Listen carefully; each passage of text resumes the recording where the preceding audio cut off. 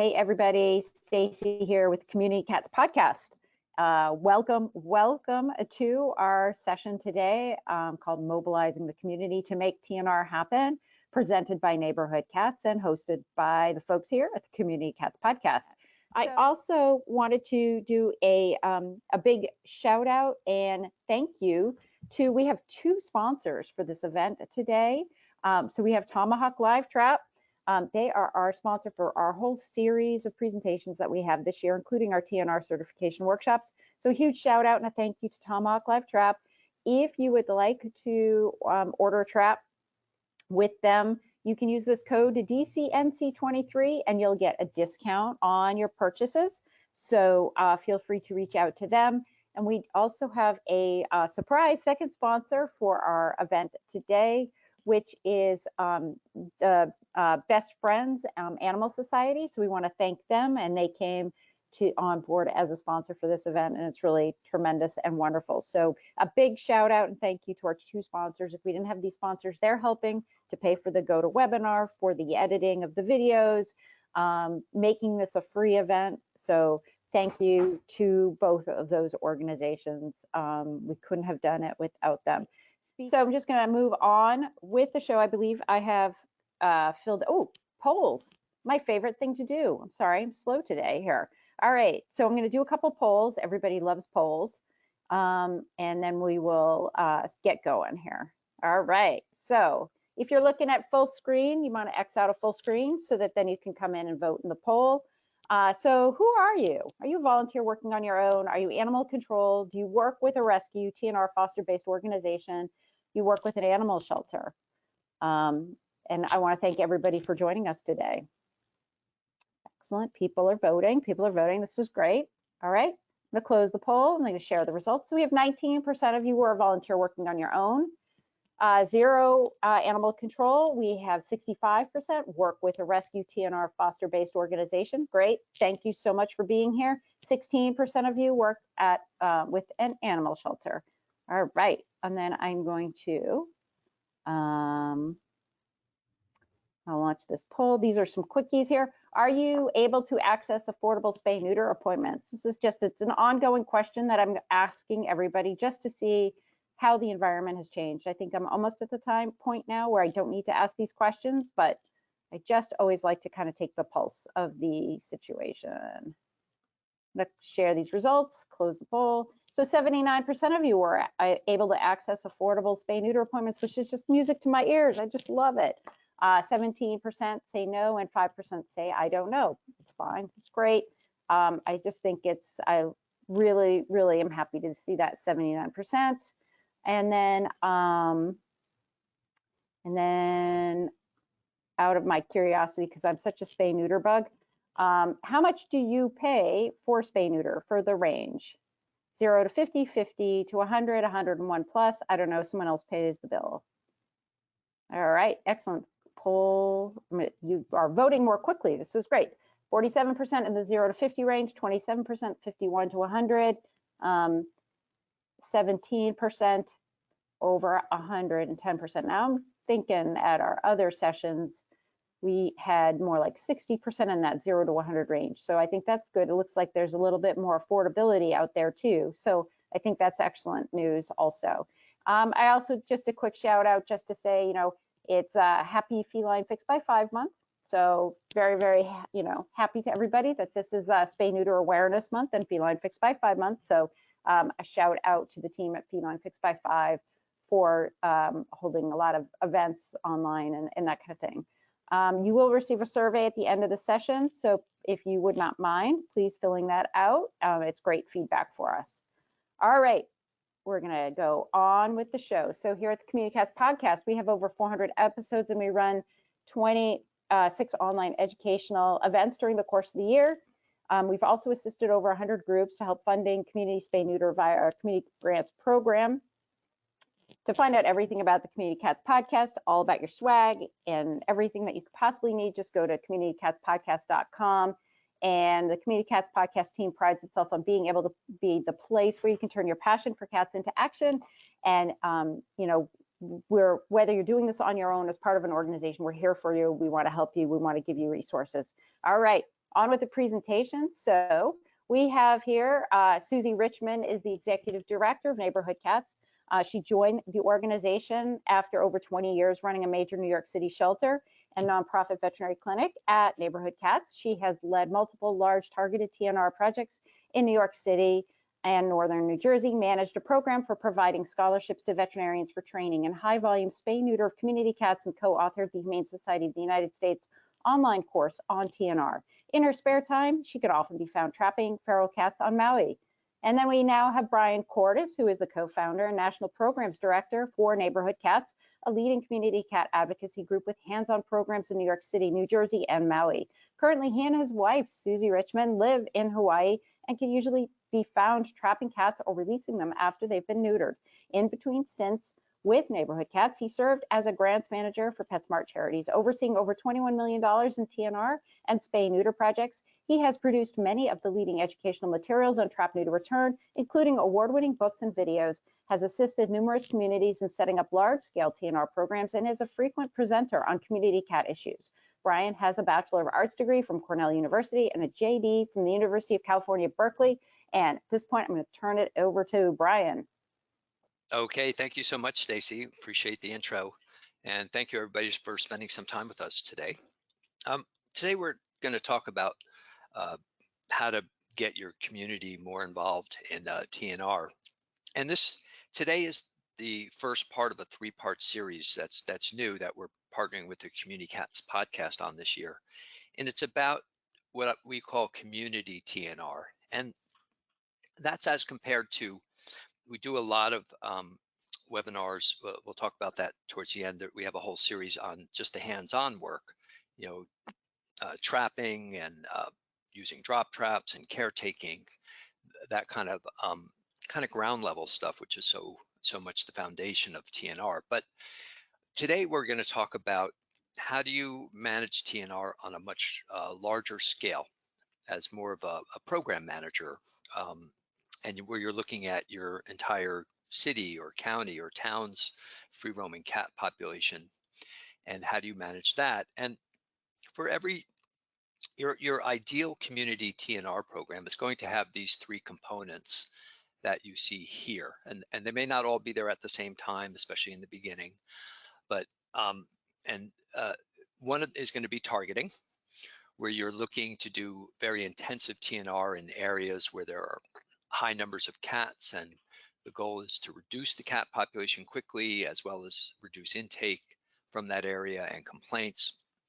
Then we have return to field, which is the spay and neuter of healthy free roaming cats who are unadoptable, either for space or temperament, or maybe actually they're perfectly fine outside, and they're brought to shelters, and then the shelter makes the decision to spay neuter them and return them back to where they are. And that reduces euthanasia. It improves the culture in terms of being a life-saving one. And then finally, there's the grassroots mobilization component.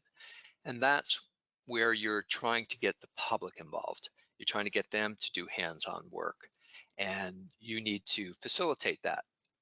And that's what we're going to talk about today. How do you go about doing that? And the goal is to a couple of things. One is to build awareness of what you're doing and support for it in the form of funding or manpower.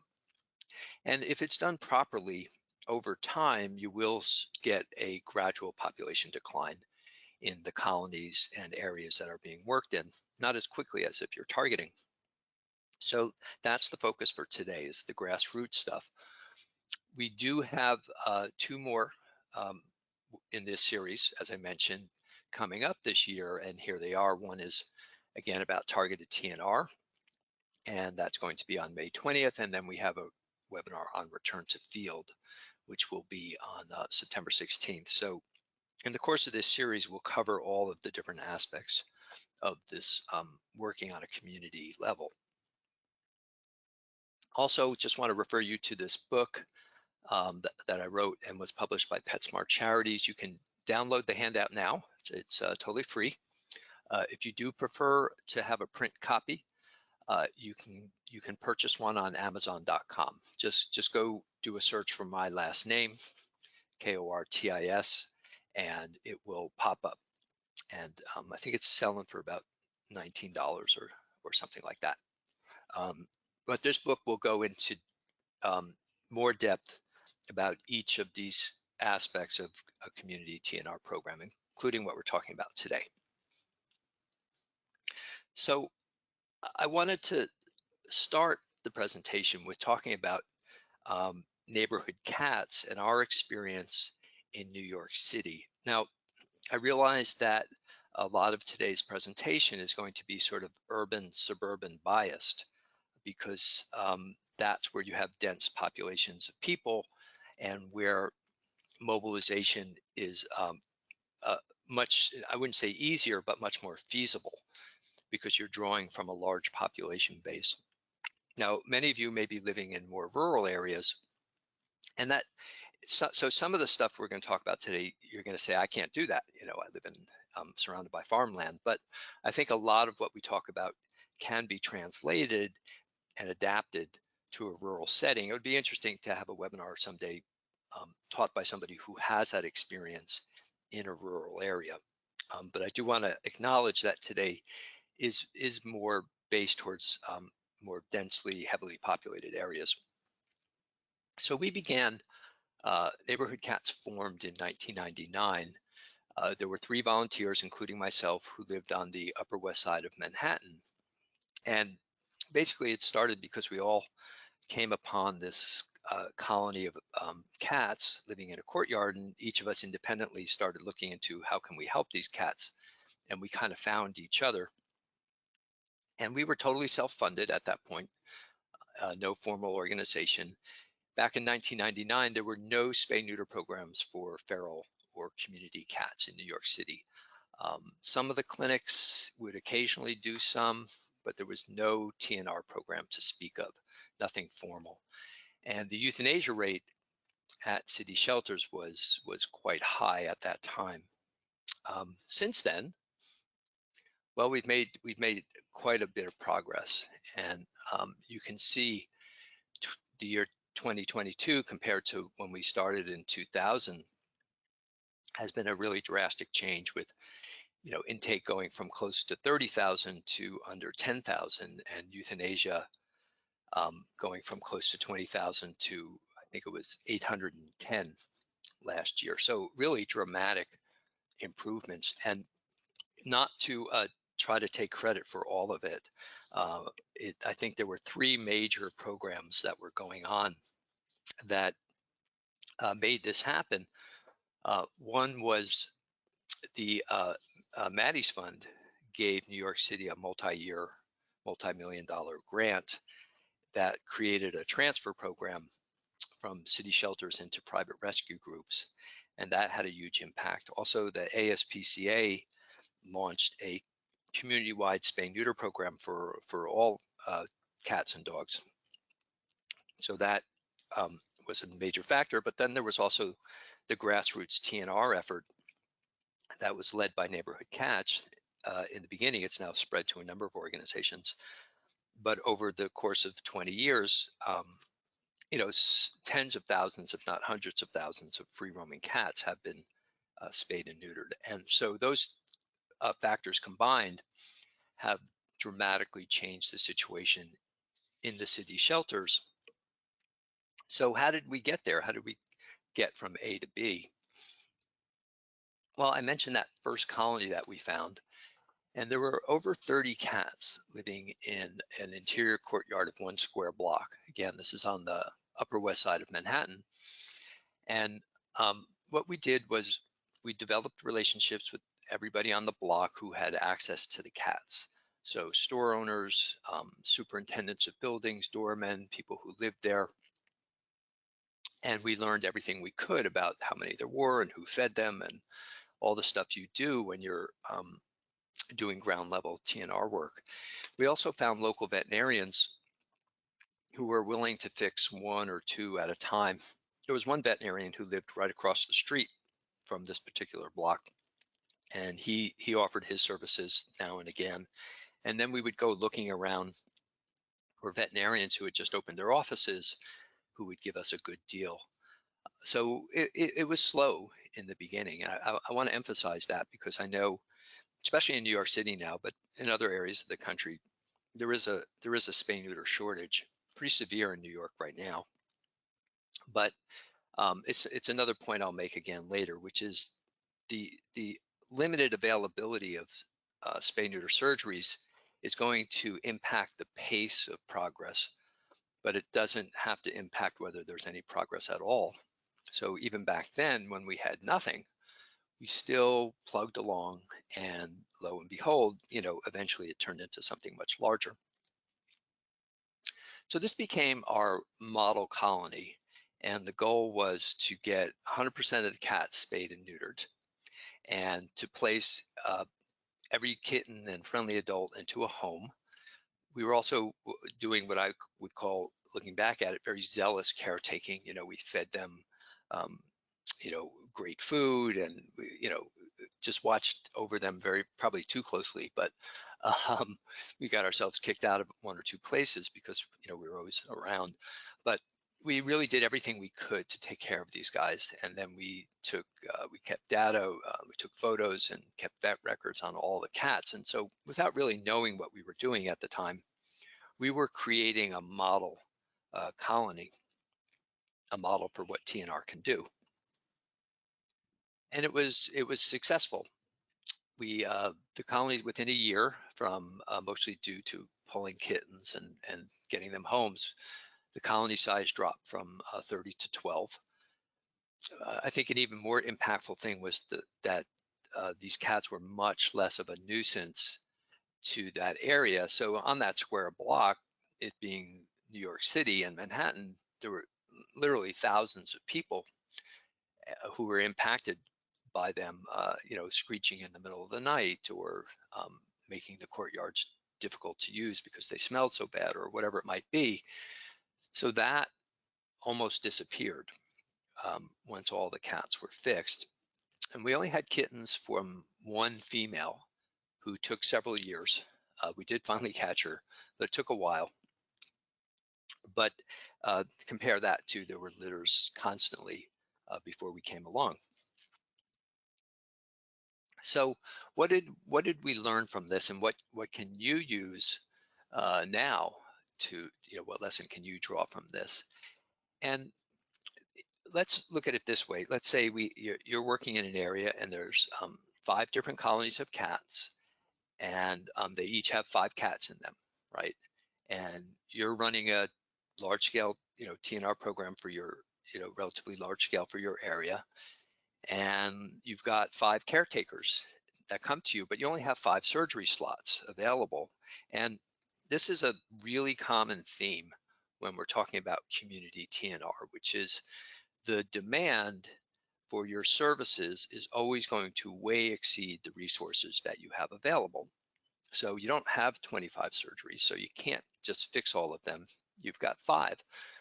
So what a lot of programs tend to do is what I would call the fair approach, which is they give each of the caretakers 1 slot. So it's all fair. Everybody gets an equal access. The problem with that approach, and what you can see here, is you're only attaining a 20% sterilization rate in each one of these colonies. So 1 cat's fixed, but 4 are not. And whatever the carrying capacity of each of these colonies is, and that will only be limited by the amount of food that's available, the amount of adequate shelter, whatever the limit is on how many cats that particular location can support, they're still going to be there after that 1 cat is fixed, because the other 4, if 1 or 2 of them are female, are going to continue to breed enough kittens to keep each colony size the same at whatever the cap is. So you'll have been fair, but you won't have achieved any population reduction at all. Plus, you've got 4 out of 5 cats that are still going to give rise to complaint calls potentially. So what's a better way to allocate our surgeries? Well, what we learned from our model colony is you're better off just doing one colony and getting it 100% fixed, because now you're going to create population, or at least your best opportunity for population reduction at the site that you've treated. You'll have almost completely reduced any nuisance complaints, and you're going to have population reduction over time, most, again, unless there's a lot of immigration, but we'll talk about that. And now 20% of your problem, instead of 20% of your cats being fixed, also 20% of your problem is fixed. And the next time you get 5 surgeries, you'll go and do the second one. And if you work your way through the community like this, you'll get the most bang for your buck from your surgeries and the resources you have available. So this is what we call colony level targeting, which is focusing what your resources on a goal that is attainable, which is 100% sterilization. So once we had our model colony, next steps came pretty quickly. So word spread very quickly, and what we found was that every other block had the same problem. At that point in Manhattan, and on the Upper West Side, the stray feral cat population was just completely out of control. And there were cats living in the medians on Broadway, which is an extremely busy street, and in the parks and behind every apartment building.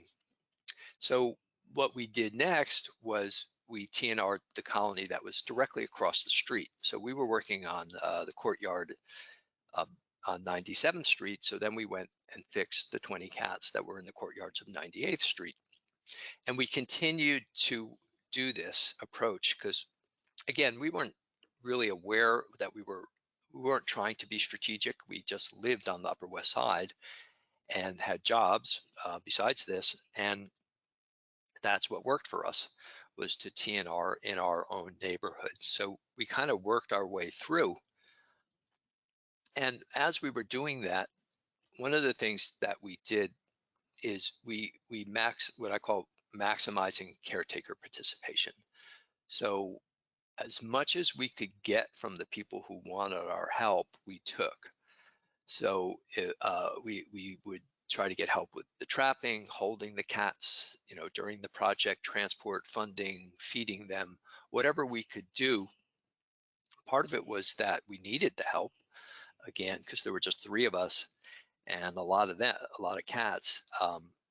But also we didn't have holding space. We couldn't take all the time that was needed to do all the work. So we would involve the people who cared about the cats and were feeding them as much as possible. And then we would fill in the gaps. So maybe they couldn't trap. So, that was something we often did because we were developing an expertise at it. Or maybe they didn't have quite enough funding. So we would try to raise enough money to pay the vet bills, things like that. And in the course of this, we decided to incorporate, and being a nonprofit allowed us to start doing the kind of basic fundraising that nonprofits do, as well as getting small grants. So that just accelerated and allowed us to do more and more. One good example on the Upper West Side was there were a lot of cats in the park, Riverside Park, which runs for a couple of miles along the Hudson River on the Upper West Side. There were 4 colonies spread out throughout the park with about 65 cats altogether. And we were able to develop a very strong network of caretakers, the people who were feeding them every day, and turn them into trappers. And then we got the New York City Parks Department involved because, as you'll often find, these are long-standing problems, these cat overpopulation situations. So they were very receptive to trying to solve this. And we did get them 100% spayed and neutered, and just again, this over time, this became quite a success story because 15 years later, there was only 1 cat left in the park. So basically what we did, without quite realizing it, was we developed what I call a model neighborhood. So we went from a model colony to a model neighborhood, and after 2.5 years of doing this, we had fixed every cat colony that we had heard of on the Upper West Side. And when we went to talk to animal control about this, they kind of rang up their data, and they found that from the 3 zip codes we'd been working in, their stray cat intake had dropped by 73%. And that was compared to the rest of the city, which had been rising a small amount, like it had been going up 3%. So they were, the heads of animal control at the time were completely sold on the fact that this was a successful approach based on the data that was generated from our work. So again, what are the lessons that we learned from this? Well, this is, let's call this feral tropolis. And if we're doing colony level targeting, like we talked about at first with our model colony, and you're getting 100% of the cats in that group fixed, but you're doing it kind of whoever calls from whatever neighborhood, and you're just going throughout your community without any particular strategy, it's going to look like this. You're going to get 100% where you go, but it's going to be scattered throughout. And the problem with this is once you have a TNR colony and the population starts to go down, it doesn't necessarily mean the food source is going to go down. It's still potentially a receptive environment for new cats as the population declines. And these colonies are surrounded by unaltered colonies of cats who are reaching the limit of what their environment can support. So a lot of them are going to go out looking for new resources. And if you've got now 3 cats and enough food for 5, they're not going to be that, they're not going to try to keep out new cats as vigorously as they might if there was only enough food for the 3 of them. It's good reason to teach people to lower the food source as the cats numbers go down, but that can't always be done. So in this kind of colony level targeting only situation, there's vulnerability to population reduction being reversed by new cats migrating in. So if we don't just do colony level targeting, but we did that model neighborhood approach, the same number of surgeries done in this community would look like this. And we would pick one part of our city, like we did with the Upper West Side, and we would just focus there. Same number of cats, same number of surgeries, but then you generate those numbers we're talking about. Then you get that dramatic decline in kittens and in intake and complaints and things like that. And now you've much more strongly on a community level demonstrated the potential for TNR to solve free roaming cat issues. So success, breeds success. And one of the things we learned is that real life examples are much more persuasive than theory. So I'm sure many, if not all of you, are very familiar with can speak fluently on the topic of why TNR is a good idea and why it works and the vacuum effect. But there's nothing as persuasive as, hey, we worked in this neighborhood and there are no kittens there anymore. And there are very few complaints. And here's the testimonials and here's the shelter data. That is going to be much, much more persuasive. So you're also going to find that there's other people in the community who are facing the similar issues to what got you involved, and they see you have a solution and they want that solution too. So that's what happened to us. We fixed one colony and things were much better. So then the next block wanted it done, and then the park wanted it done, and so on and so forth. You'll also find that having these empirical success stories is going to attract donors, and everybody loves a winner, right? And grantors and things like that, and rightfully so, because you're doing something that's working and it attracts support. It also provides you with the foundation now for expanding into the wider community. So for us, that meant, how do we go from the Upper West Side to all of New York City?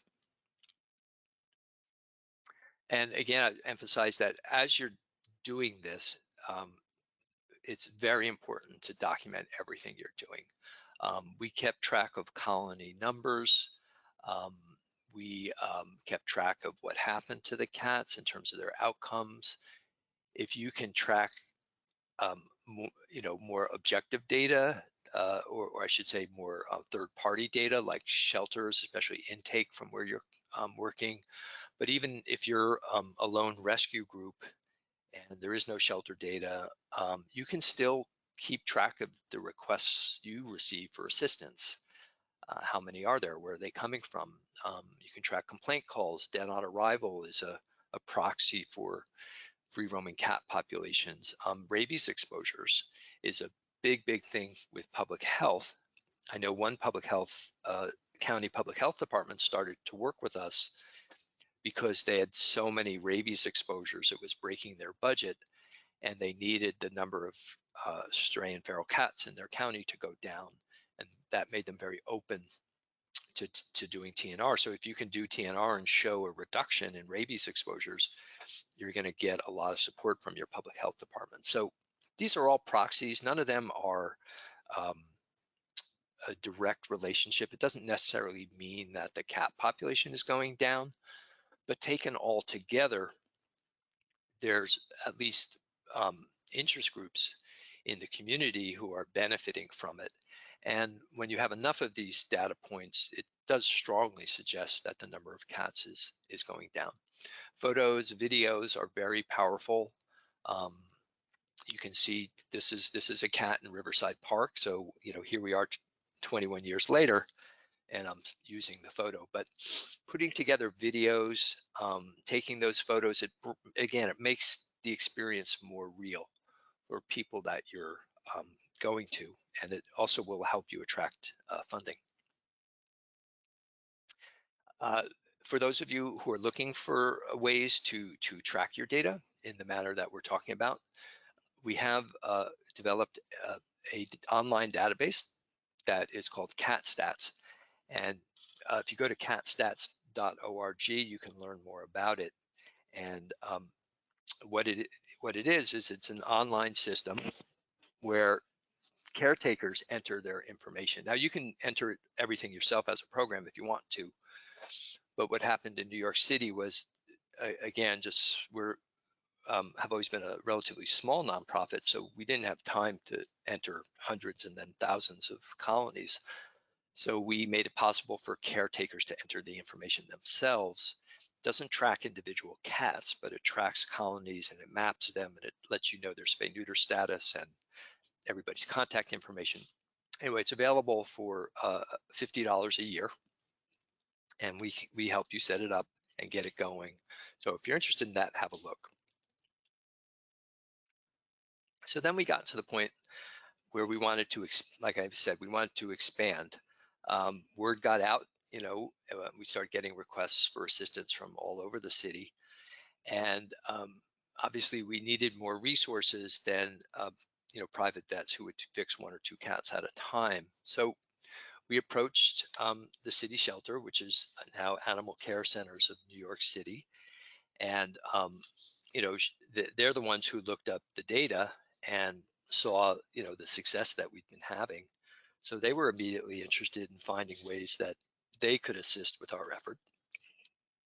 We also approached larger animal welfare agencies in the community like ASPCA and Humane Society of New York and other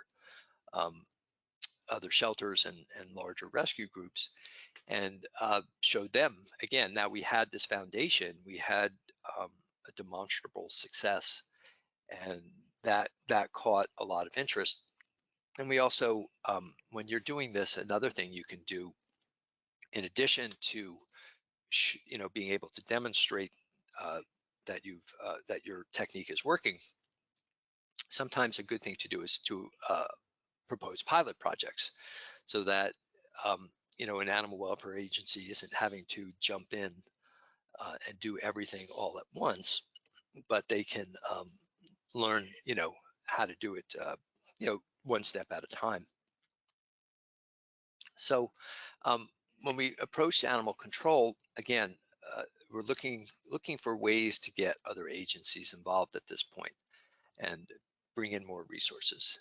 But we're not going to them with a sense of entitlement, and we're not saying you need to be offering, 3,000 more surgeries a year. That's not going to get you very far. You have to let organizations move at the pace that they're comfortable with, and just realize that things can accelerate once they get involved and they start to feel comfortable with what they're doing. So with animal control, they can provide support for official approval. So getting pro TNR ordinances, or removing laws that are negatively impacting your work, like that cats are not allowed to roam, or everybody has to have a license, things like that. They can also just have their own internal policies, and if they see ear-tipped cats, they leave them alone instead of trapping them, things like that. They can also refer complaints about cats and inquiries to your organization or to other TNR organizations to deal with. One of the ways that animal control in New York City first got involved with us was what we call ear-tipped cat alerts. So they would let us know when an ear-tipped cat was brought to the shelter and give us the general location. And then we could either try to find the caretaker, or, release the cat back to where they came from, assuming they were healthy. They also are a great source of data, because often animal control is operating open admission shelters, so their intake will fluctuate according to the cat population. And then you can also do joint projects, and that's what you see in this slide. This was a joint project that Neighborhood Cats performed with animal care centers of New York City, in a park where they'd been getting a lot of complaints, and next to a golf course. And I think we fixed about 30 cats or so in a matter of a few days. So this is them helping us do TNR, not trapping the cats to take them away. When you do pilot projects, just be careful when you select your sites. There is a tendency sometimes to go for the most difficult areas in your community. So those 50 cats, that they're all black, they live behind the railroad station and in the woods, and only come out in the middle of the night, and you've been dying to get the resources to go address that situation. That's not the colony you want to choose for a pilot, right? Because it's too difficult. You want to hedge your bets. All of it's difficult, so you want to pick one that's less difficult. So one where there's a strong caretaker, where the cats are on a regular feeding pattern and they appear in the morning or at a time of day that isn't incredibly inconvenient. And you want to make sure that the resources that are being put into the pilot are enough to get that colony as close to 100% fixed as you can. Again, keeping in mind that success breeds success, so you want to make sure this pilot works. Prioritizing government agencies is another tactic that we use. We were expanding throughout New York City. You're going to find there's a lot of government agencies that manage land that have cats on them. And here's some examples of agencies we worked with. This gentleman worked at the Fresh Kills landfill for the sanitation department. And we worked at, obviously, parks is a big one, but transportation, they often have big yards, bus depots, things like that. Worked with the New York City Police Department at their pistol firing range. Department of Corrections, jails often have a lot of cats. And then fire departments at their stations, they'll often have smaller colonies. And what you do by working and prioritizing government agencies is you're building both municipal support and acceptance for TNR as a solution, and it starts to get into the government's culture that you have a solution and this is the way to handle it. So I'm going to show you just for fun. We actually have a little video. So that gentleman in the previous slide, he was working at Fresh Kills landfill, which was basically the garbage dump for New York City on Staten Island for decades, and then they shut it down. But there were about 55, 60 cats that lived there, and all of a sudden their food source was gone, and they were still multiplying, and it was really a mess of a situation. So we worked with the Department of Sanitation to get that situation TNR'd, and again get all the cats there spayed and neutered. So just a kind of a fun 3-minute video that I'm going to show you about this. At its peak, Fresh Kills was the largest landfill in the country, with tons of garbage coming in every day and hundreds of workers. It was the perfect place for feral cats, and a large colony survived there for years. But when they shut the place down, leaving just a skeleton crew, the cats lost their food sources and began to starve and get sick.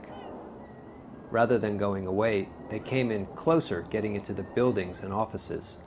They kept reproducing too, with most of the kittens dying. When neighborhood cats learned of the situation, we got permission to do a TNR project at the site.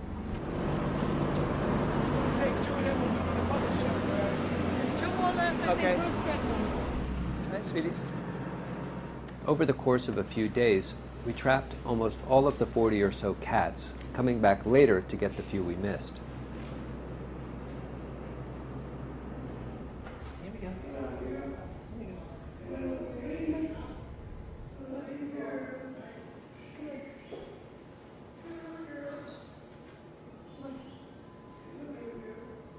Sweet.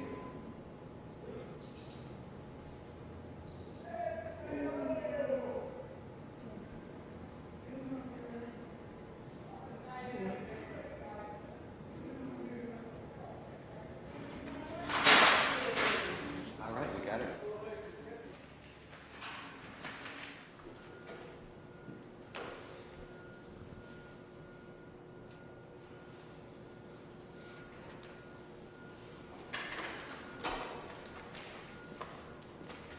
Well, you were a hard catch, sweetheart.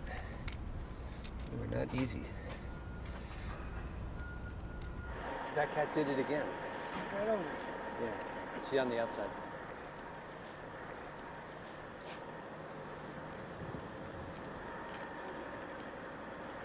Come on, baby.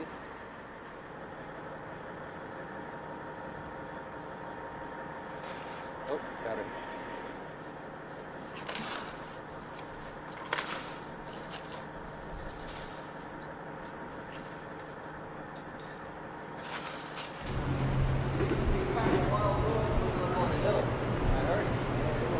That's all there is to it. Then they step on this. Yeah.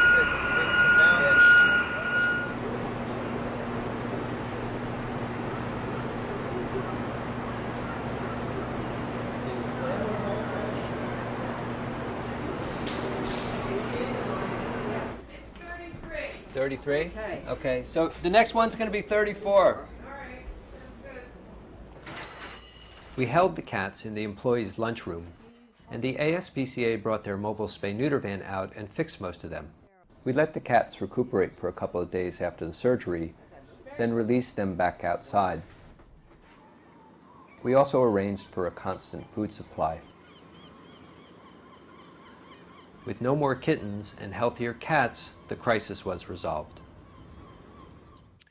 So there you go. There's a peek about 20 years back of this particular project. Okay, so um,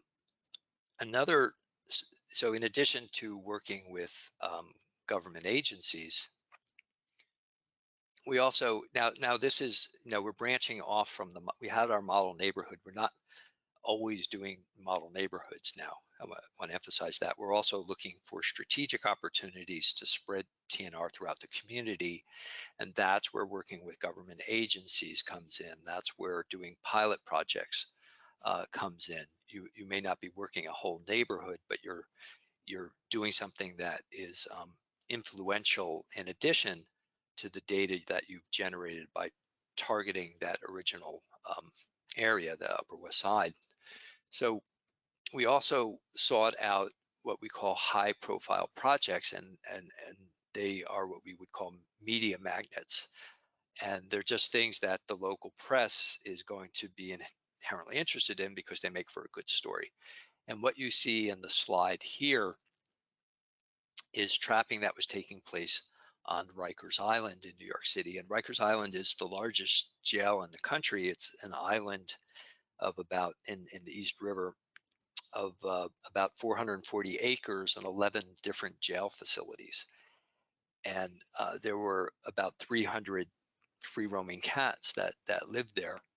And there had been efforts in the past to eradicate them, and those had failed.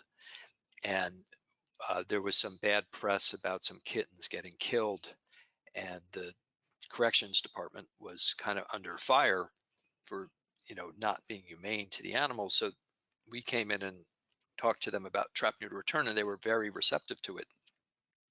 So over the course of several months, we spent a fair amount of time in the jail, I should say on the jail grounds, running around trapping all these cats. And then we had on the final day, well, there were a couple of things that came of this that were really good. One was, it was one of the first real collaborations among New York City animal welfare groups.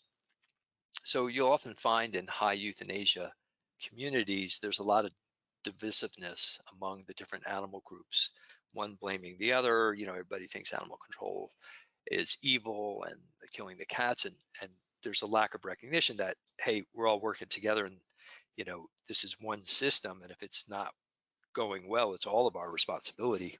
So this Rikers Island project, we were able to get one agency, the ASPCA, donated their mobile spay neuter van to come onto the island. So did Animal Care Centers of New York City. The Humane Society of New York offered extra veterinary care. We had lots of other TNR groups that were just starting up come in, and we would train them on our techniques on the island. And so it became a real great collaboration, and started to an era where animal welfare groups in New York City started to work in collaboration instead of in isolation. Also, the media loved it, because this was kind of a reversal of the normal situation. So it was the people who were in the cages and the cats who were running free. And so it got all sorts of press locally and nationally. In Cat Fancy magazine had a spread about Rikers Island, and it got onto lots of news shows and TV and things like that.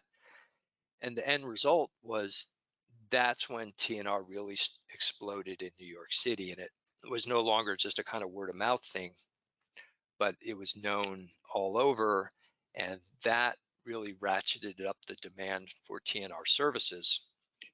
So of course, at that point, things were way beyond what we as a small nonprofit could handle ourselves, and we had to start thinking, like, how can we grow?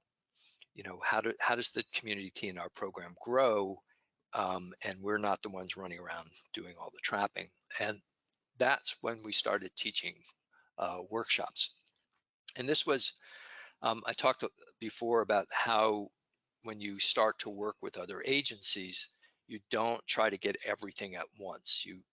You get what they're comfortable offering. And in the very beginning, the ASPCA gave us their boardroom, as you see here, for training workshops. And this was a great advantage because it had the A's cachet, it was a nice comfortable space, it was centrally located. Once they saw we were not all crazy, they gradually start to work with us more and more. And then that accelerated to the point where even to this day, they offer spay neuter for feral and community cats at no cost. So the partnership really grew, but we were patient in the beginning. So what these grassroots training workshops allowed was to get other people to do what we were doing, people who wanted to, but to save them all the time and effort that couple of 2-3 years that we had spent learning how to do this, we could teach them in a couple of hours, in a few hours, and they would walk away with that knowledge and a good head start, and go back into their communities and start to do the same thing. And actually what you're seeing here is a slide of the very first training workshop that we offered in New York City. And I can now look back at that and count 4 or 5 nonprofits that came out of this very first workshop. That's what we found was in the beginning, the people who attended were the most motivated ones who really had a passion for this work. And then they went back and started their own groups and their own community programs. And what you can do at these workshops is teach basic TNR protocols, about trapping and handling the cats. Also really important is how to access local services. So once spay neuter was available on a wider scale, how did the providers want you to schedule appointments? What kind of paperwork did they want to fill out? What kind of requirements were there? So when people went to interface with providers, it was a much smoother, not everybody knew what to do. So it was just easier on everybody. And then we turned these into what we called certification workshops, which meant that the people who attended were trained, that we would certify that they had attended and they had learned the basics of doing this work safely. And that became an entry point into a network of different TNR services. And that's what we're going to take a break now for some questions and cat trivia. And when we come back, we'll go into what does a network of services look like? What are people who are being trained through you? What are they gaining access to? And how do they go about getting that? Okay, so that will finish up the first part of our presentation. And Stacy, I'll leave it to you if you want to go right into cat trivia or if you want to take a few questions. So there was one question I know we pulled out here. So I know you touched upon this, which is sort of working with the government municipalities to do TNR sort of close to home. Is that like what your recommendation is to how to get the Parks and Rec or any government entity? I mean, I know it's like pick your department. I could probably take in a box like one straw and I'd be like Board of Health, agriculture, police. You could really pick. You can kind of go through a rotation as to where sort of the cat issues fall and the rules and regulations. But how do you get your public officials to support TNR, other than maybe it is show by example? Is that the angle that you're taking?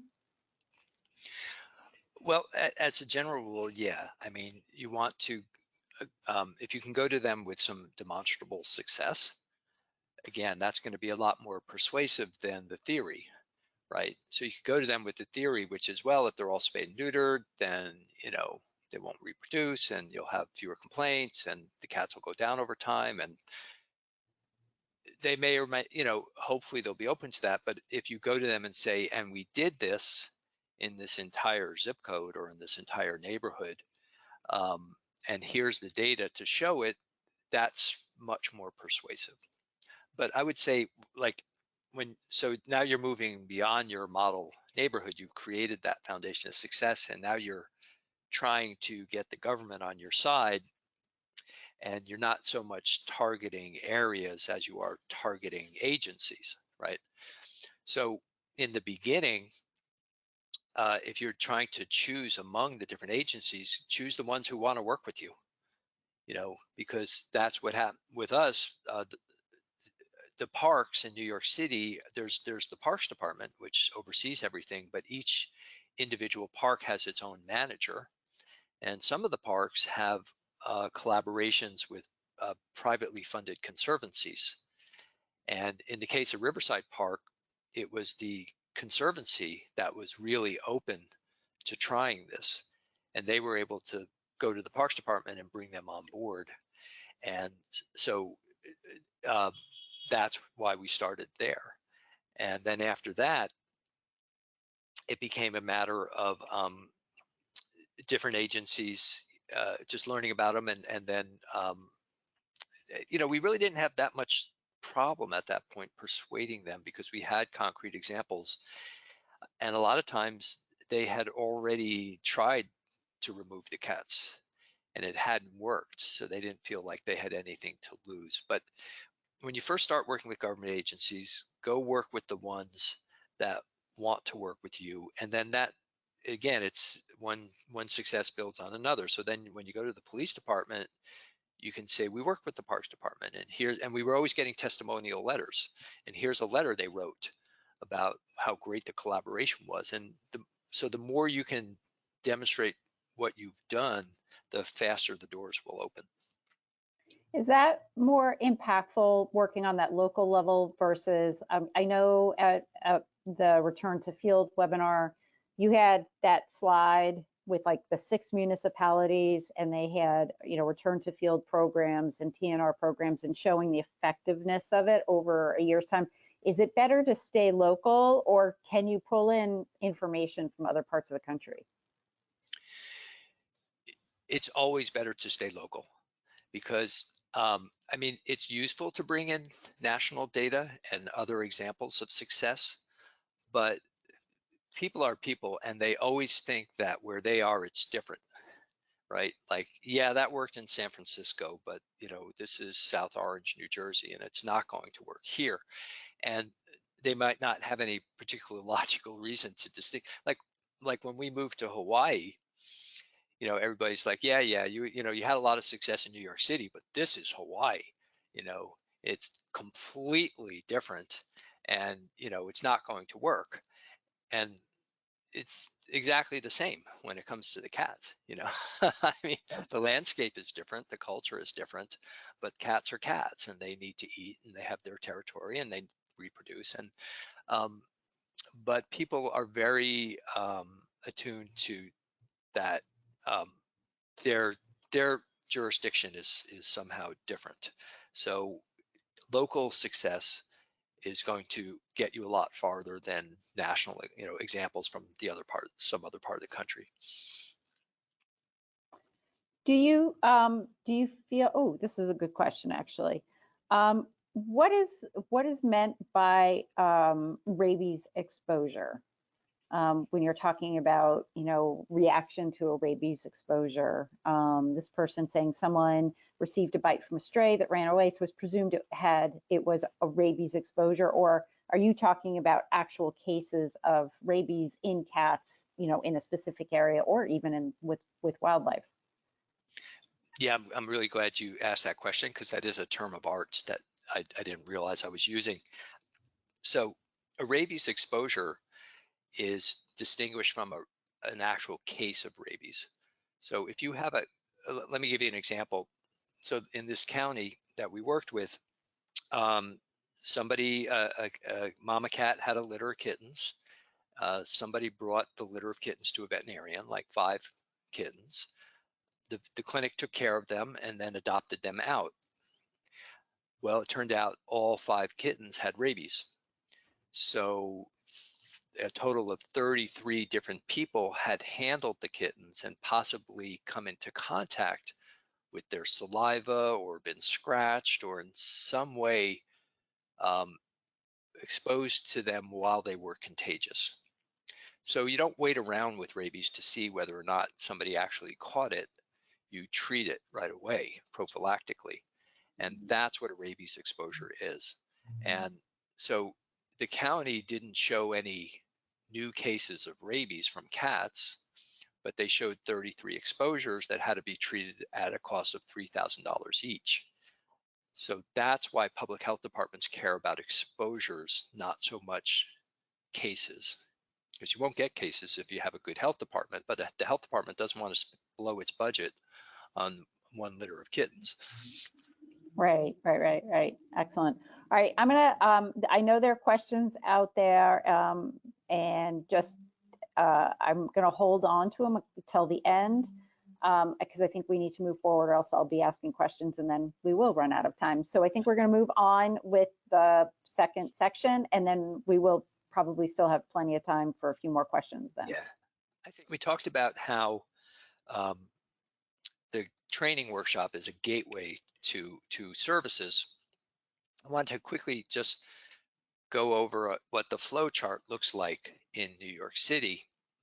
Again, this is maybe not necessarily what what you would do in your community. You know, I imagine, again, each community is a little unique, but this is just to show you how we do it. So, you know, step number one in the process is just outreach. It's just making the community aware that services are available and education is available. So people then contact your TNR program through whatever means. Then they attend the training. And once they've attended the training, and this is where the grassroots part comes in, okay? It's not you going out and doing the trapping and you doing all the work. You're trying to mobilize the public as much as possible to do this. So once they've been trained, they're responsible for scheduling the spay neuter and arranging to borrow the necessary equipment. They'll do the trapping, maybe with some support. We'll talk about that. They're responsible for bringing the cats to and from surgery and caring for them afterwards. And then also that resident is going to do the release. So in an ideal situation, when you're working on a grassroots mobilization model, you're getting the word out there that there's education available, that there are services available. People are coming to you, they're getting trained how to trap safely, how to access all the services, and then they do everything themselves, right? That's your ideal client. They may call up for a little bit of advice or where to find some services, but basically they're going to do the great bulk of the actual work. And then that allows you as a smaller nonprofit to leverage your experience and resources and have many, many more people doing this. So the true sign of success of this particular model, and let me harken back to the beginning. In your ideal community TNR program, this isn't the only thing that's going on. You are also targeting areas, you're doing return to field through the shelter, but you're also getting the public involved because you can't possibly be everywhere at once. So when you have people coming into your program, like they work at a factory or they just moved into a new house and there's several cats in the backyard, and they come in and they go through the program and they do their colony and then they never touch the animal welfare system again, that's actually the sign of success. Okay, you're not trying to generate other nonprofits, you're not trying to generate prolific trappers. Those people will come to you, but they have a unique passion for this work or a unique mission, and they'll go on to do a lot more. But if you get just everyday ordinary residents coming in, fixing their cats, and then they're done, that's actually a sign of success. So let's go into these steps in a little bit more detail. So outreach is probably the easiest part of this process, which is you're going to get people calling. You're going to have a hotline, a voicemail. You can get those pretty cheaply now for like, I don't know, maybe $8 a month. People can leave you messages. Obviously, you have a website where people can email you. Social media is a great way to get the word out. Having other people who are in the animal welfare community in your area, referring people to you when they call about cats. And then in New York City, we had a company donated a lot of ad space in malls and things like that. So you can see a couple of the ads here. And the thing to notice about these ads is they're not saying, you got cats, we're going to come and do everything for you. They're saying you have cats and we can teach you and how to do it yourself and make it possible for you to access the services you need.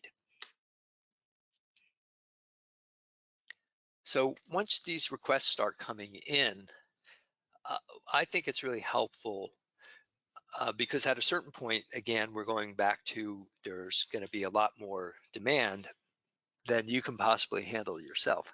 So it's really helpful, we found, to prioritize and sort of categorize the requests and then prioritize them. So number one, in terms, and again, this is about grassroots mobilization, getting the public involved.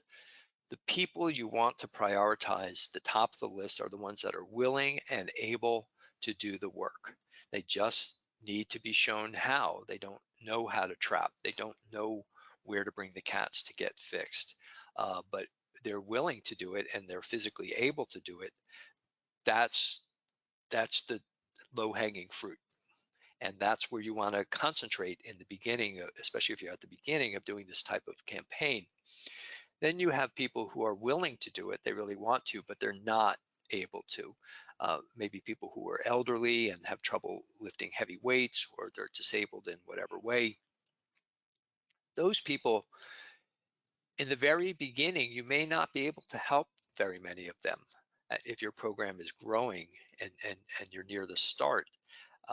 There's a tendency to prioritize these people over category number one, and that's a mistake when you're trying to mobilize the public, because you're mobilizing the public means that people who can do it are doing it, and you're making that possible. And if you're spending your time on people who can't do it, you're going to limit your impact. Remember, we have to think strategically on a community scale. It's not about being a lack of compassion, because it's the same number of cats. You have X number of surgeries, and it's about how do you allocate them. And if you do it strategically, in the long run, you're going to have much more impact and you're going to reach a lot more cats. Then there's a third category, which is people who are physically able to do it, but they're just not willing to. And this may be the majority of your community. You know, they could, but they don't want to take the time to do it, or it's just not important enough to them, or whatever it might be. So they're at the bottom of your list. You should still keep track of them, because your program will likely at some point develop to where you'll have enough volunteers and you'll be able to just go do it, as long as they're going to cooperate with holding food and things like that. You may be targeting an area that they live in, and if when we talk about targeting in a separate webinar, you have to go for the cats, no matter what the people are like or what their attitudes are. You have to get every cat you can get your hands on, whether people help you or not. So having that information is good. But another alternative is, think about offering a paid service. We found that sometimes people did not want to do it, but they were perfectly happy to pay us to. So, we would charge them the cost of the spay neuter fee, a little bit for our time, and then they would kind of go up the list. But really, the takeaway from this slide is that it's that category number one that you really want to serve. So then you're getting them to come to these training workshops that we talked about, and we talked about what you can teach them. So you want them to walk away with knowing what colony level targeting is, and the importance of getting as close to 100% in their group of cats as they can, and mass trapping, which is the technique for trapping the whole colony at one time. You can teach them about neighbor relations, how to smooth things over if there's any problems with the neighbors. One of the great things about workshops is you can set the standards. So testing used to be, way back when in the 1990s, before Neighborhood Cats was formed, a lot of TNR programs would FIV and FELV test the cats coming through the program, and if they tested positive, they would euthanize them. And that has fortunately since become, quite the rarity, and the vast majority of programs do not test and would not euthanize the cats even if they did test positive. But back then, when we were starting, we taught everybody in New York City, you don't test. So it wasn't an issue. So you get to set the standards for your community through these trainings. And again, you're teaching people how to access your service providers.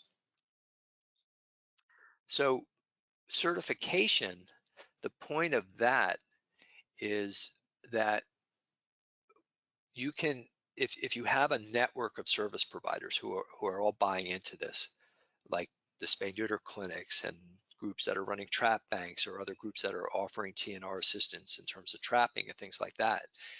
If everybody makes their services, or most providers make their services contingent upon this training, you're going to find that you have a much more smoothly running system. So I'll give you a concrete example. When the ASPCA started to offer free spay neuter for feral cats on their mobile clinics, they didn't require any type of training or any type of certification. So people would book the van, which maybe say had a capacity to do 20 cats, and they would, so they'd book the whole van, and then they'd show up on the spay neuter day with 9 cats. And there's nothing a clinic hates worse than unused slots, because it costs them the same. They're paying the veterinarians for the day, they're paying the vet techs for the day, whether they do 9 cats or they do 20 cats. So it's a complete waste of resources in their mind. And it kept happening. Then they started to require anyone who wanted to schedule appointments with them to be certified. And the success rate, the percentage rate, went way up. So maybe they would, if a bad day might be, they'd show up with 16 cats or 17 cats instead of 20. Most of the time, the vans would be filled. So it makes for a much more efficient system if people know what they're doing. So you make things like the spay neuter, trap banks, any kind of extra assistance, food and shelter giveaways contingent upon people having taken this training. And you either provide cards or certificates or share an Excel spreadsheet with a list of names with the other service providers in your community. And again, if everybody buys into the system, that's when it works its best. So one of the great things that's come up in the last couple of years, one of the silver linings of the pandemic was, we moved all our workshops online in partnership with the Community Cats podcast, and they became quite popular. So they're now available at least once a month, sometimes twice, as you can see here. And we'll do the training for you. You can just have people attend, and we will issue certificates to them. There are advantages to doing live trainings, but there are also advantages to taking that off your plate. So either way, up to you, but this is a resource that's available. And here's the next couple of dates coming up, March 4th and then Tuesday, March 7th. And March 7th will be our first workshop that is approved for continuing education credit for the National Animal Control Association. So congratulations to everybody for that at Community Cats Podcast. But do keep that in mind, that we are here as a resource for training for your program if you need it. You can also do in-field training.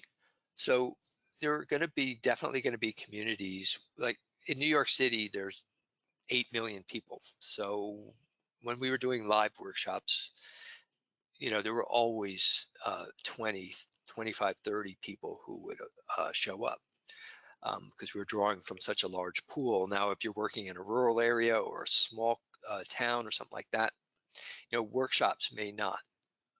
You should try, but like we did a workshop in a city that had a population maybe 20 to 30,000 people, and nobody showed up. So obviously not a very effective approach. So we switched to doing in-field training in that community, and that's the same idea, but the training takes place at, we bring the traps to them, we show them how to use them, maybe a little bit about how to care for the cats in the traps, and then they take it from there. So it's more limited, but it gets the job done, and you have to be adaptable to your community and use an approach that's going to work for you.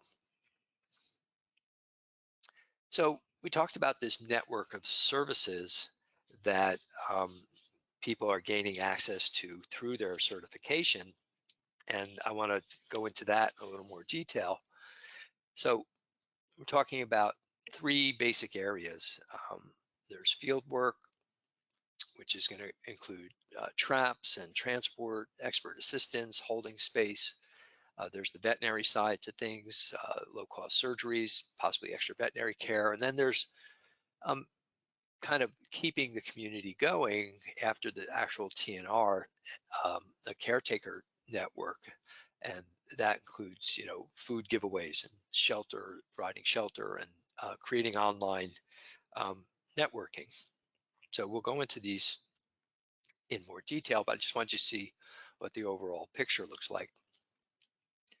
So trap banks are super important for grassroots mobilization because, again, a lot of people are not looking to become animal welfare professionals or rescuers. They just want to get the 5 cats in the backyard fixed. And they're not going to go out and spend $500 on traps in order to do it. So you as a program have to provide that. You have to make the equipment available for them to borrow. So typically you want traps, and we go into this in a lot more detail, what kind of traps in our certification workshop, but the basic requirements are they're 30 to 36 inches in length. They have a rear sliding door. You want to be able, you want to have trap dividers in your equipment inventory. Make sure they're made by either Tomahawk or True Catch. These are not needed for taking care of the cats after they're trapped and being housed in their traps. How you do that, again, is part of the certification workshop. You also want drop traps for those cats that just won't go in. So those are the basic, and you may have other stuff like feral cat dens and cages and sheets and all the other stuff, but this would be the basic minimum that you would need. I will mention with traps, like you'll notice, those of you who are familiar with different traps, these are pretty much all Tomahawk traps, spring-loaded traps. We talk a lot about in the workshop about gravity traps that close not on a spring but on their own weight, and they're quieter and a little bit safer and things like that. When you're dealing with the public, you have to make sure the traps are very easy to use, and spring-loaded traps are real simple, right? You just pull the trigger forward and rest the front door on it, and that's the end of it. We have designed a new gravity trap with Tomahawk that we think is really easy and can be used by the public. That's excuse me, that's the GT606 model if you want to go look at livetrap.com. The True Catch model, that's a great trap, but we discouraged that for trap banks unless people are really well trained, because they're kind of easy to screw up in the way you set them, is our experience. So rule of thumb for a trap bank would be to have double the number of whatever your spay neuter slots are. So if you're working with a clinic that can do 20 free roaming cats a week, you want to have 40 traps. That's because you want people to be able to go out and start trapping for the next round while the first round of cats are still in the traps. You don't want to have to wait until all the cats are released before the traps become free, because that can kind of pile up and slow down your system. Another tip is that you want to do pick up and drop off at designated times. So like in New York City and Brooklyn, typically 10 a.m. to noon is when people can come to our trap bank and drop off traps or pick them up. If you do it by appointment, you're going to find yourself spending a lot more time manning the trap bank, and it gets pretty frustrating when people are late or they don't show up or things like that. We found that if you create a window and tell people this is it, and then maybe occasionally make an exception, that's much more time efficient. If you're excuse me, if you're looking for sample trap bank procedures or contracts, shoot us an email, info@neighborhoodcats.org, and we'll be happy to share what we have. So trapping support, we have a program in New York City, and again, it's limited to people who are TNR certified, that we call TNR coaches. And we encourage people, when possible, it's a little more difficult these days with the spay neuter shortage, but when possible, to try to trap the whole colony at one time, even if they're just trapping 1 or 2 cats. After the workshop, it can be kind of intimidating to then actually, be out there by yourself trying to do this. So if people want, we will provide a volunteer to assist them on the first day. And that's usually the most important day. And then after they've had a little hands-on work under the guidance of somebody experienced, it's not rocket science, they figure out how to do it and are much more comfortable doing it themselves. So that's one kind of program you can have. Also, being able to provide advice while somebody's in the course of trapping, so they can call you up, shoot you an email, ask you, a question. That's always helpful. And then having a volunteer network where, as people become experienced, maybe they fix their colony and they don't want to do they don't have any more to do themselves, but they might be happy to help somebody else who's starting out. So you create that kind of support. A holding space, that's where you're going to, if you're doing mass trapping and you're trying to catch all the cats at once in a colony, you're going to need a place to hold that. You're going to have to start trapping at least a couple of days, usually a couple of days, only 3 days before surgery if it's a really large, like 30, 40 cat colony. But if you're talking colonies of 20 or under, 2 days is usually plenty. But you need to hold them somewhere before the surgery date, and then you need to keep them for a day or two afterwards to recover. So that's what we call a holding space. And the one you're looking at here is from the Maui Humane Society. You can see the traps are up on tables. Again, the cats are in the traps. The traps are serving as cages. That's why they need to be a certain size. But any space that's warm, dry, and secure, meaning protected from the weather, has to be at least 65 degrees Fahrenheit when they come out of surgery for their health. And it needs to be secure so that other animals, other people not associated with the project can't get to it. So we've used garages, basements, empty warehouses, you name it. But depending on where you live, holding space may be a real obstacle. So in New York City, where a lot of people live in vertically, in apartment buildings, they don't have holding space, or maybe they can hold 1 or 2 cats in their bathroom. So by making that available, so we don't have, Neighborhood Cats doesn't have our own holding space that we let people use, but we do have, we have developed volunteers who have spaces, and for really a nominal amount will hire themselves out or volunteer themselves out to other projects to provide holding space. So that's another, again, we're going to talk about caretaker networks and people helping each other fill in the gaps that they personally are experiencing, and holding space can be one of them. If you do have a central location that you can use for certain projects, that will allow some people to do TNR who might not be able to do it otherwise. Transport is another issue that you can help overcome as a program. You're going to need to pick up and drop off traps, transport the cats to and from the clinic, to and from the colony space to the holding space. And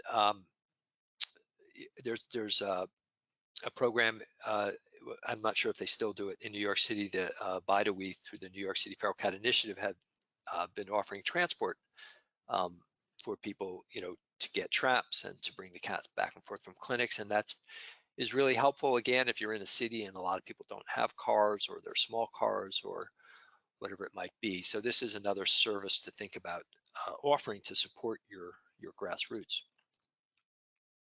So spay neuter, that is of course the linchpin of having a TNR program. And here's some of the things to think about if you're running a clinic or working with one of them. These are some of the kind of principles that we've learned over time, which is, first one is probably pretty obvious, but the lower the cost, the closer you get to free, the higher the amount of participation you're going to have in your grassroots TNR program. It's just a direct relationship. That doesn't mean that it has to be free. It just, you know, it means you get it as low as you can. So for a long time in New York City, TNR surgeries have been free, offered by the ASPCA. They still are, but due to the veterinary shortage, there are not as many slots anymore. And Neighborhood Cats is now working with some clinics and veterinarians where it's over $100 each, but that's still better than the $400 that the private veterinarian would charge. So it reduces the amount of participation, but we do the best we can, and you just move forward. But keep that in mind if you're thinking like, well, should we charge $40? We might be able to get away with 20. 20 is going to get you more people and more cats fixed. Schedule your TNR appointment. This is a big mistake that a lot of clinics make, is they put limits on the number of cats that a caretaker can bring in, or they do that, what I call that fair allocation, where they divide them up. You want to schedule by the colony whenever possible, so that people are getting all the cats fixed as at once, and not leaving low sterilization rates throughout your community, but train people and then make it possible for them to get all the cats in their group TNR at the same time. It's going to be a much more effective program overall. So that is a little more of a challenge for your clinic, but that's why, as I mentioned, the ASPCA started requiring training. All TNR rate, whatever rate you're charging for TNR, is usually a lower rate than for pets. You must require that those cats are ear tipped. It will significantly cut down, it won't eliminate it, but it will cut down on the number of people who are like, well, I don't mind if my pet cat is fixed because I'd rather pay less money. That it will dramatically reduce that happening. 1 cat per trap, no carriers, no 2 cats in a trap, 1 cat per trap, always covered. You as a TNR program and as somebody who is experienced with feral cats, be aware that you may be the one who has to train the veterinary staff how to handle them. A lot of veterinarians have no experience dealing with a feral cat, which we found out the hard way in the beginning in New York City, when we had veterinarians trying to transfer the cats out of their traps and into steel cages, and then the cats would get into the ceiling. You know, it was, so we had to teach them to leave the cats in the traps and how to take care of them in there. Towards that goal, if you're working with a clinic that's new with this, get them a set of trap dividers, just donate that to them, and then do a quick demonstration. So 5 minutes of a demonstration may make all the difference in the world in terms of staff safety and cat protection as well. So what about the veterinary staff shortage? What we're doing now, as I mentioned, in New York City, there's definitely the demand for surgery is just way outpacing what's available. So we're experimenting with some programs with where you have one that is supported by Community Cats Podcast called Ask Your Vet, and we're subsidizing private veterinarian rates. So we're not going in and saying, hey, private veterinarian who's overworked and has far more clientele, we want you to donate some of your time and cut your costs for us, because, you know, rightly or wrongly, that's not a successful approach. Is, you know, there are some veterinarians who will do this, but most of them will not. So we're trying to, you know, ask for a discount, but whatever they end up offering our caretakers, Neighborhood Cats will subsidize as much of it as we can. So maybe we can make a $300 surgery, a $150 surgery for the caretaker through our subsidies or things like that. It's kind of a case-by-case basis. Experimental program, we're still finding our way with it, but that's one way we're trying to address this. Another thing we're doing is there are some what we call grassroots clinics, which are just really dedicated animal welfare people who have gathered together the equipment and found a space and found a veterinarian or two who will donate a day or two a month. And they're doing these small, you know, 20 cat, 30 cat clinics 1 or 2 times a month. So we're actively supporting those clinics to get as many surgeries as we can. Another approach that we're working on is training existing veterinarians on high volume techniques. In our experience, this is one of the most promising ways to alleviate the veterinary shortage. We've run a scholarship program for high volume training at Neighborhood Cats for many years and have found that there are a lot of veterinarians who would like to learn high volume techniques, but they don't have access to the training. And of course, you could, there's a structural issue in terms of getting more veterinarians into the system, but that's years and years away from happening. And it's a lot faster if you can just take an existing vet and get them to double their volume in the same amount of time. That's like having a second vet. So that's another thing we're working on. And then also the shortage, we're emphasizing to our community that as surgery slots are rarer, targeting becomes even more important, and using the surgeries we have in the most efficient way to get the most impact from them. So we are actively supporting people who and groups who are doing targeted projects, who are focusing on we're working on one neighborhood in Staten Island, for example. So, these are all things that are not going to overnight solve the problem, but you do the best you can. And I'll go back to that saying, which is that principle that, limited availability of surgeries is definitely going to have a huge impact on the pace of your progress. Obviously, the more surgeries you have available, the faster you can move, but it doesn't have to determine whether there's any progress at all. Because I'm just going to go back to when we started in New York City and there was nothing. There was less than what there is today. And still we found a vet, we fixed a cat or two. We didn't work quickly, but we worked effectively. And times will change and there will be more supply. And in the meantime, you do what you can. And I think that's my overall motto for doing TNR is, if you're a perfectionist and you need everything done as well as it possibly can be at all times, TNR is probably not the field for you, because there's always compromises, there's always difficulties, there's always challenges, there's always situations you don't have the resources for or you don't anticipate, but you don't walk away from it. You do the best that you can.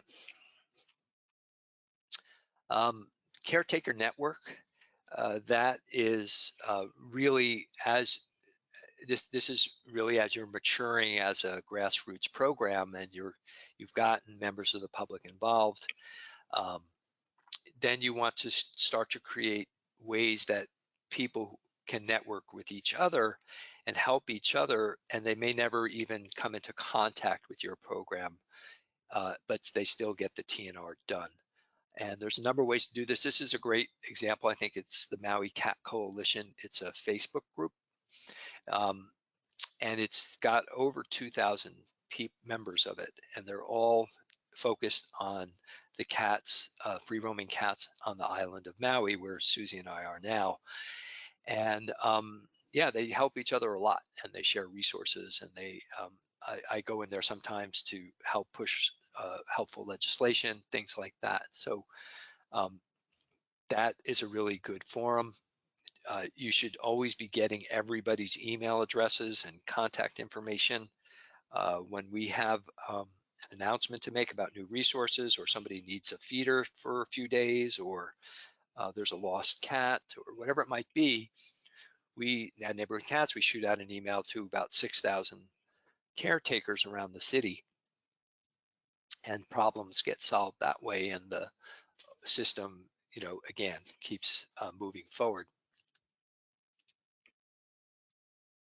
Food is a big one for maintaining your caretaker network. Whenever you can find a pet store with a basement full of just recently expired food, or a company that's willing to make a large donation, do holiday food drives, develop a caretaker in need fund. So, sometimes somebody becomes unemployed, we'll buy them a month or two of food.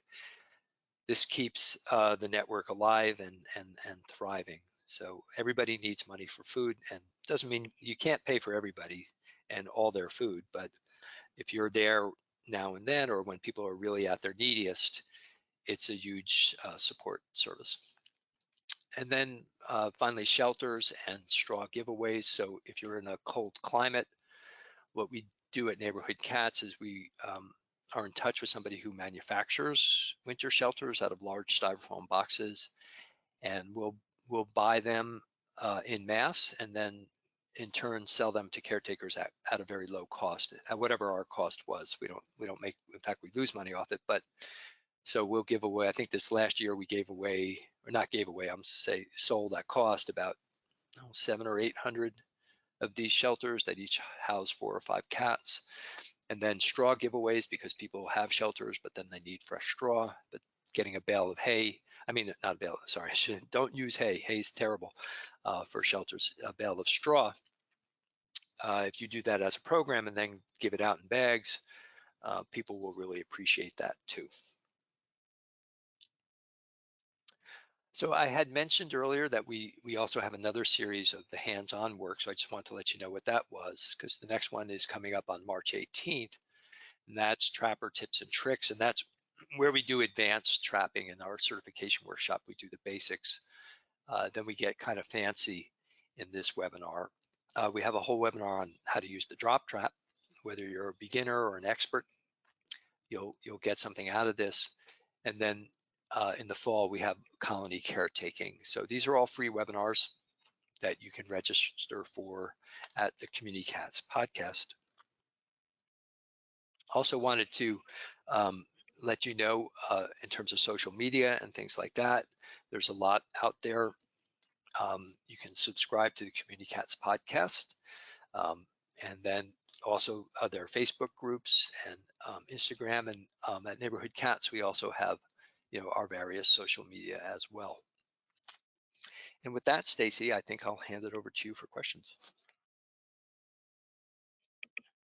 Thank you, Brian. Thank you so much. Excellent. Great job. Thank you. Very interesting presentation. Lots of questions. I mentioned in the chat, though, I want to just let everybody know there are lots of questions about, when should I get a cat spayed or neuter, or what should I do in the wintertime for sheltering? There's some questions that we really address in more detail in the other webinars. And so I put a listing out there of the other webinars that are recorded. And so just if I don't get to those questions, that just means that they're covered elsewhere. And then also the questions, Susie gets all the questions. So if there's some questions that we haven't gotten to, we'll try to get to them on a one-on-one level. It usually takes 2 or 3 weeks for that to happen. But everybody knows how to find me, Stacy at Community Cats Podcast. So if you didn't get your question answered, feel free just to shoot me an email and I will do my best to get the question answered. So, I know the focus of this presentation is on mobilizing the community for TNR, but we get bogged down so many times with regards to injured cats, cats that need extra help. How do we mobilize the community to help the cats that need that kind of extra assistance? Well, that's a really tough part in the beginning, because you have very limited resources, and that includes your time and your funds, and you can't do everything. You have to prioritize. So we again learned that the hard way.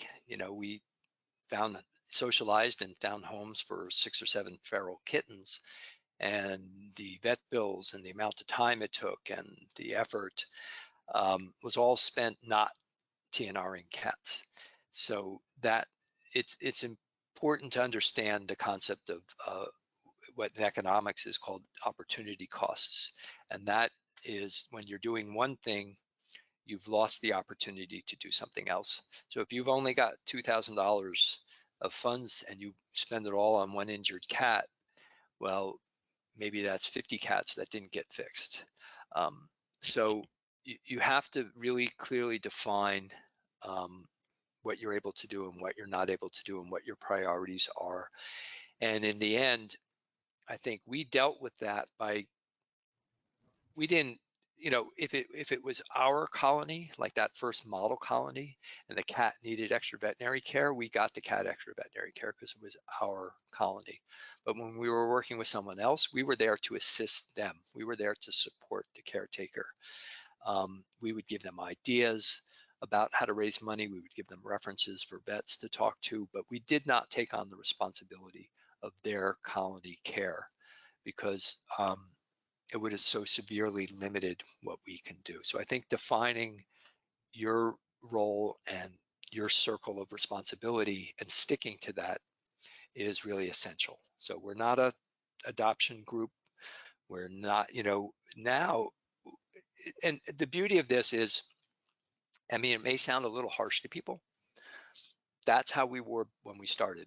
Fast forward to today, we're dealing with injured cats all the time because now we have a very large network, and a cat comes in and needs a $1,200 dental, and we can do a fundraiser and raise that money very quickly because we built ourselves up to being able to do that. If we had started doing that at the beginning, we never would have gotten to the kind of capacity we have to do that today.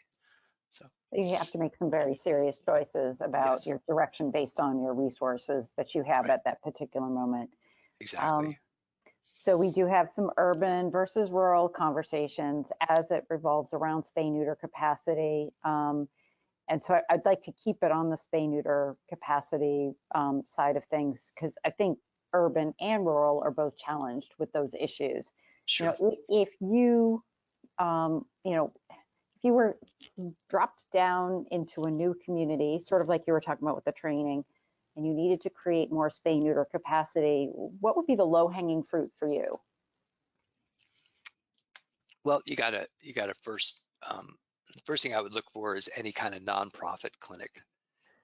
Is there a shelter? Is there a high volume clinic, even if they're an hour drive away? What's the closest nonprofit?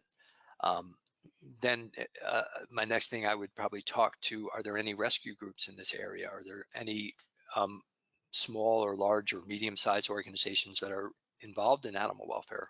Because they'll have already figured out where to get spay neuter from. And then the next tier would be talking to veterinarians in the area and going into that conversation. See, I think sometimes people go into that conversation with a sense of entitlement, like you should be doing this, and even if you're right, it's really harmful to project that. So we, for example, in one city we worked in, there was a local veterinarian who offered to do 2 cats a week. Okay, we had hundreds, if not thousands, of cats we needed to fix, but we just gratefully and appreciatively accepted that.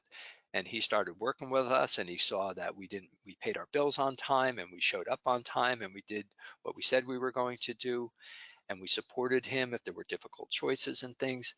And then he opened it up, and then it became 10 cats, 15, 20 cats a week. So you develop relationships.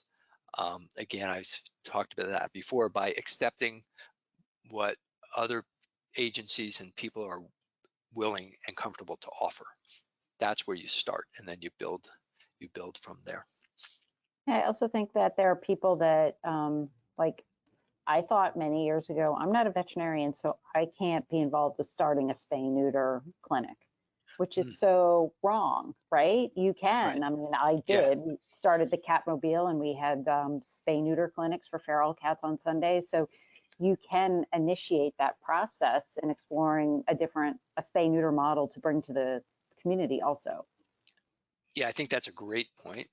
And that's what I meant by supporting, like we support grassroots clinics where we have some really dedicated people, and they're able to pull the equipment together, and sometimes veterinarians are very attracted to the idea of going to another location once or twice a month and donating their time, or being even paid, and just doing nothing but spay neutering cats outside of their normal practice. So if you create that kind of a place for them, you can get a certain number of cats fixed. And yeah, you guys did that for years. You would have these 100, 200 cat weekend clinics, and that sustained the community for a number of years. So yeah, that's definitely a great option too. Right. So I think that people, they can make a difference. It's not just falling within the veterinary community. You can grow capacity. If you do all the work and you bring them in just to do the cutting, then that's using the veterinarian for what they're supposed to be used for. yeah, hey, if there's anybody in New York City and that's your passion, you know, we're here and we want to support you. You know, we're Right. looking for you. And I will Call us. mention folks that to check out the United Spay Alliance, unitedspayalliance.org, and they have a veterinary shortage task force. There's a lot of information. They're trying to build out even more resources. There's a special page where they're putting resources on that page daily almost, trying to get as much information about different techniques and trying to do some on the lobbying side, you know, some reciprocity, checking your state to see what your technicians can do, because in some states technicians can do cat neuters, and so trying to understand what's the practice act in your state, seeing what technicians have the ability to do. They, you know, some can give rabies vaccine, so understanding where there's flexibility there, so that then you can design a program that's most efficient, you know, and productive in the environment. So Yeah, those are some things we're working on. United Spay Alliance is also trying to organize trainings within states, right? So We that's are. a big thing. Yeah. Yep. So we're trying to do these high volume, high quality trainings with folks within the state to train vets in the state, because the cross state licensing issues, reciprocity is what it's called, is very challenging. And there are some proposals for reciprocity around the country, but we're trying to just keep it local, you know, learn from your neighbor and help with connections and networking. And Vermont did this very successfully.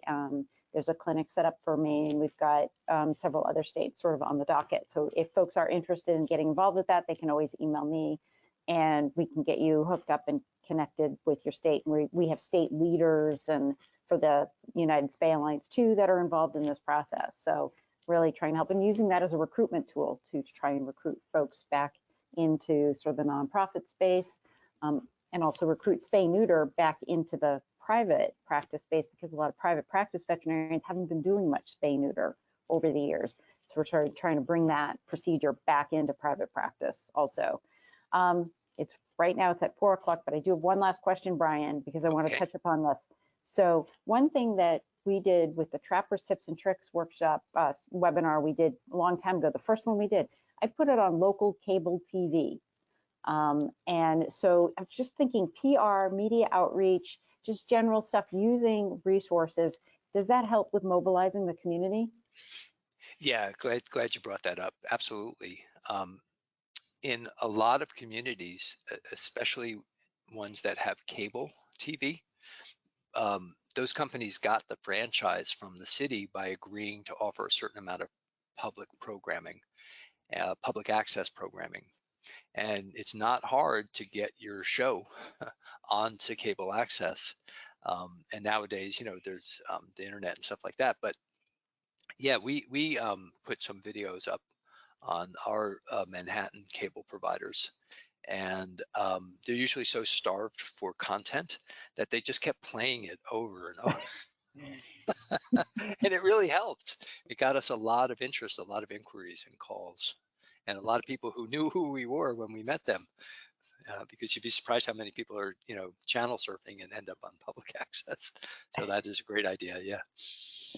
Excellent, excellent. Well, Brian, thank you. Another fantastic presentation. We will have the recording edited and up probably on the YouTube page within a couple of weeks, and it'll also be up on our website. But folks, you will receive an email from GoToWebinar within the next couple of hours. It'll have the link to this rough cut session. But if you have any questions, everybody, feel free to reach out.